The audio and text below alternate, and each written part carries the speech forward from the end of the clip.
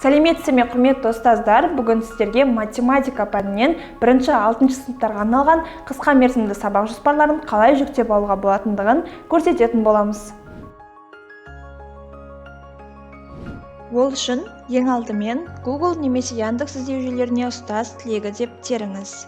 Ең бірінші болып шығып тұрған ұстаз тілегі республикалық ұстаздар сайтына өтесіз де қ.м.ж бөлімін таңдайсыз. Сол жақ шеттегі сайтқа кіру батырмасы арқылы сайтқа кіріп, немесе тіркелу батырмасы арқылы тіркеле аласыз. Пән таңдау батырмасы арқылы бізге қажетті математика пәнін таңдайсыз. Математика пәнінен 1-6 сыныптарға арналған қысқа мерзімді сабақ жоспарлары батырмасына басасыз да, өзіңізге қажетті сынып бойынша қ.м.ж-ны және қажетінше презентацияны таңдайсыз.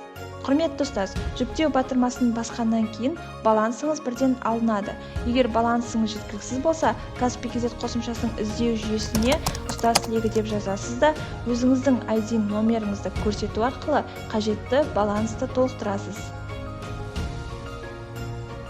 Төлем жасалынған қ.м.ж-лар бірден жүктеп алу батырмасына ауысады.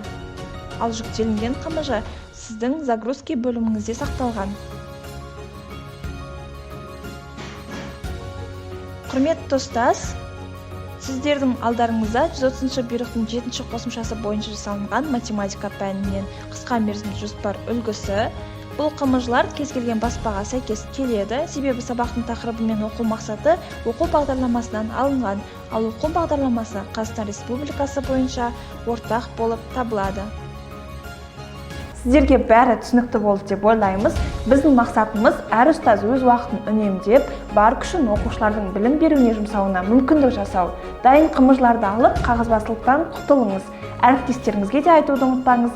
Іске сәт!